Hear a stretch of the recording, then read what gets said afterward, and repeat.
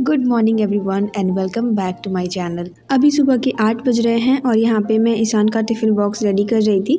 मैं सोच रही थी अर्ली मॉर्निंग से ही व्लॉगिंग करूँ, बट आज मुझे बिल्कुल भी टाइम नहीं मिला क्योंकि आज दोनों बच्चों का स्कूल है।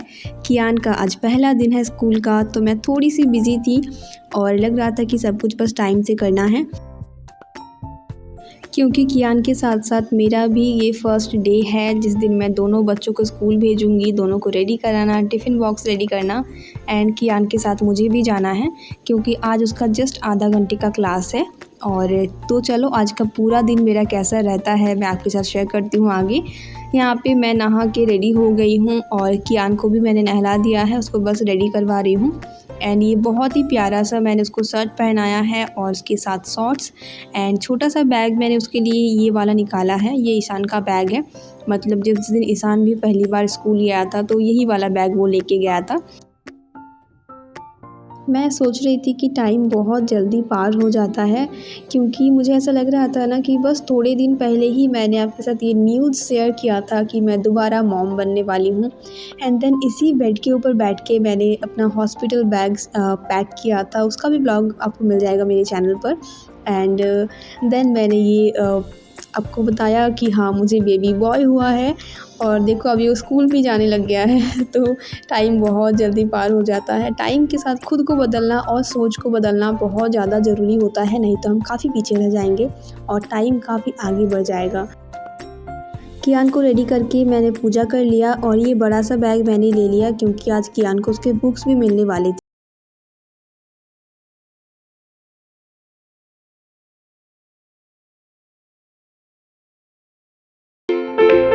सब रेडी हो गए थे और बस भगवान जी को प्रणाम करने के बाद हम लोग घर से निकल गए थे।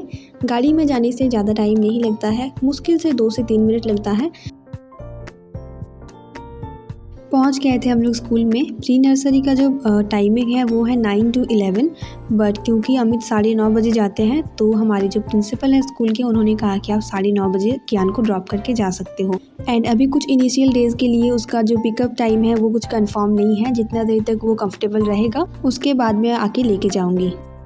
और जैसा कि मुझे लगा ही था कि कियान बहुत अच्छे से बिल्कुल कंफर्टेबल होकर स्कूल के अंदर जाएगा, ऐसा ही हुआ। बहुत अच्छे से वो चला गया, बिल्कुल रोया नहीं, इमोशनल नहीं हुआ और मैं बाहर वेट कर रही थी। सो चलो अभी बज गए हैं 10:30 और मैं जा रही हूँ कियान को पिकअप करने के लिए। मैं स्कूल के पास में ही बैठी हुई थी और देखते हैं उसका फ़र्स्ट एक्सपीरियंस कैसा रहा। टीचर्स और बाकी स्टाफ से भी मैं बात करूँगी, उनका फ़र्स्ट एक्सपीरियंस क्या रहा कियान के साथ। तो अभी देखते हैं, वो एडजस्ट कर लेगा, मुझे पता है। वो अभी बहुत मस्ती कर रहा होगा और वो मेरे साथ अभी घर जाने वाला भी नहीं है। उसको चाहिए कि अभी उसको और स्कूल में रहना है, मुझे जैसा लग रहा है। मैं स्कूल पे पहुँचने के बाद ही मुझे पता चलेगा बाकी सारी बातें। मुझे लग रहा है कि वो अभी बहुत मस्ती कर रहा है, लेकिन ये आधा घंटा मैंने उसको बहुत मिस किया क्योंकि मतलब ऐसा होता नहीं है ना कि मैं अकेली बैठी रहूँ, इतनी पीसफुली मैं आधा घंटा बैठी रहूँ। ऐसा तो कभी हुआ नहीं है जब से वो आया है मेरे पास। सो खैर जो भी हो, अभी चल मैं स्कूल पहुंच गई हूँ, मैं जल्दी से उसको पिकअप करती हूँ एंड देखते हैं उसका एक्सपीरियंस क्या रहा स्कूल में आज। मुझे अभी से उसकी आवाज़ आ रही है। एग्जैक्टली आधा घंटा बाद में उसको लेने आ गई। वो इतना एक्साइटेड था कि गिरते गिरते बचा, बहुत बदमाश है वो। तो बस वो अपनी आंटी के साथ आ गया बाहर, बुक्स वगैरह भी उसको मिल गए थे। जस्ट अभी घर आई हूँ, अभी 11:15 बज रहे हैं सुबह के और आज का मेरा जो दिन है वो बहुत ज़्यादा हेक्टिक रहने वाला है। ऑलरेडी ये बहुत ज़्यादा हेक्टिक अभी तक चल रहा है क्योंकि ये मेरा भी मतलब फ़र्स्ट एक्सपीरियंस है, फ़र्स्ट डे है दोनों बच्चों को स्कूल भेजना। तो मैं मुझे पता है कल से मैं मैनेज कर लूँगी, बट आज का जो दिन है ना वो मुझे लगता है मेरा पूरा शेड्यूल ही बिगड़ गया। खैर जो भी हो, अभी मैं फटाफट से जो भी लंच की प्रिपरेशन है वो कर लूँगी एंड देन मुझे निकलना है ईशान को पिकअप करने के लिए। तो चलो बाकी बातें बाद में करते हैं। यहाँ पे कियान का बुक्स वगैरह भी उसको मिल गया है, मैं आपको आगे आके दिखाऊंगी।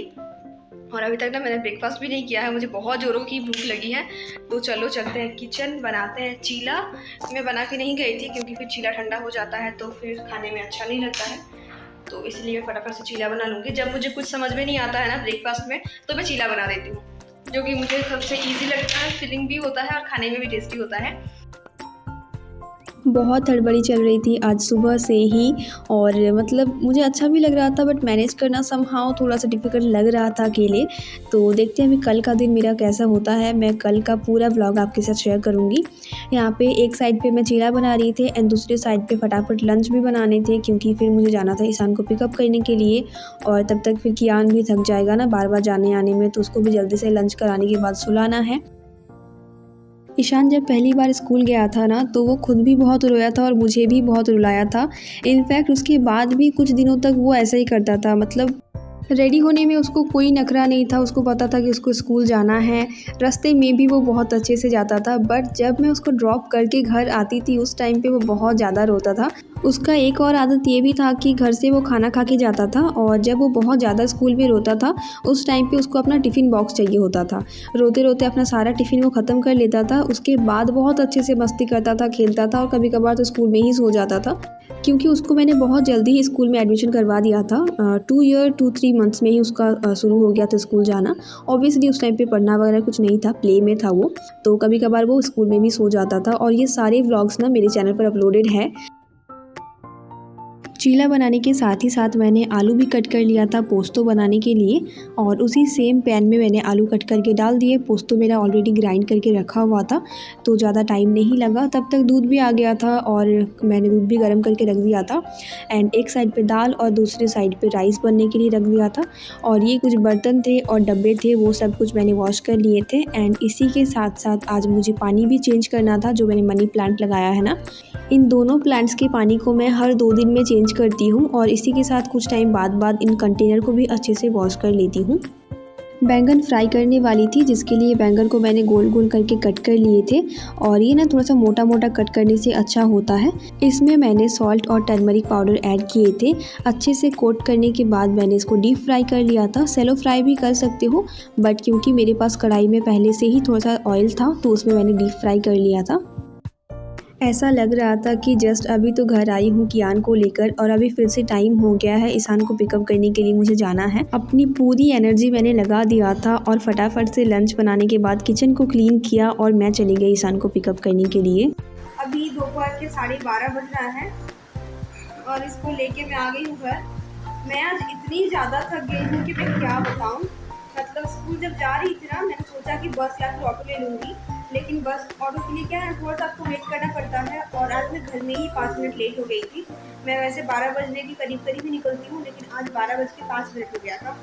तो मैं वैसे भी हड़बड़ी में थी, और अगर मतलब गाड़ी का वेट करते तो और ज़्यादा टाइम लग जाता है, इसलिए मैं पैदल ही चली गई। एक तो इतनी कड़ी धूप, और कियान तो मतलब थोड़ा सा भी पैदल नहीं चलता है, तो उसको गोदी चाहिए होता है, और इतनी धूप में उसको क्या ही मैं पैदल चला के लेके चलूँ।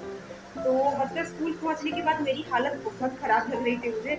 मैंने ईशान की वाटर बॉटल से पानी पिया, और बाहर निकलते ही ऑटो मिल गया एक।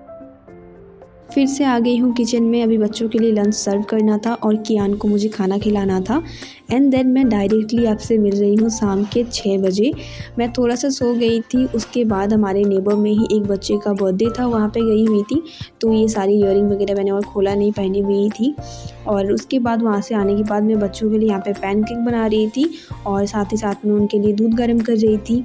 अमित आ गए थे, और आ गया था कियान का बैग। ये मार्वल का बैग है, और बच्चों को ना मार्वल एवेंजर्स बहुत ही अट्रैक्ट करती है, मतलब बेबी बॉयज़ की बात कर रही हूँ मैं। ईशान का भी जो बैग है वो भी मार्वल से ही है। कियान का जो वाटर बॉटल है वो भी मार्वल से ही है। ईशान का जो टिफ़िन बॉक्स है वो भी मार्वल से ही है। सो बेसिकली लड़कों को एवेंजर्स बहुत अपनी ओर अट्रैक्ट करता है, और इसकी वजह से हमारी पॉकेट पे बहुत भारी पड़ जाता है, क्योंकि ये चीज़ें तो वही होती हैं मुझे जैसा लगता है, बट मार्वल और एवेंजर्स के नाम पे बहुत ज़्यादा प्राइस हमसे ले लेते हैं। खैर ये देखो, और एक बच्चा अभी मेरे घर में आया हुआ है। एक है कियान और एक है ये, दोनों सेम लेवल की बदमाशी करते हैं।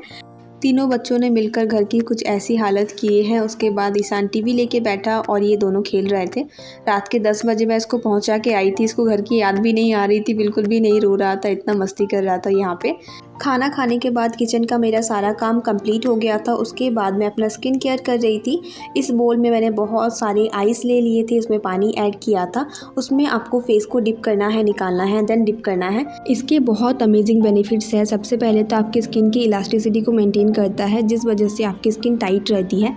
रिंकल्स और फाइन लाइंस का जो फर्स्ट स्टेज है उसको डिले करता है। इंस्टेंट फ्रेशनेस देती है, टायर्डनेस को दूर करती है। एंड आप मेकअप अप्लाई करने से पहले भी इस स्किन केयर को कर सकते हो। इससे आपका मेकअप बहुत ही फ्लॉलेस दिखेगा। मैंने बहुत पहले भी और एक बार इस रेमेडी को आपके साथ शेयर किया था। तो चलो इस ब्लॉग को यहीं पे एंड करते हैं। मिलते हैं बहुत ही जल्द नए ब्लॉग के साथ।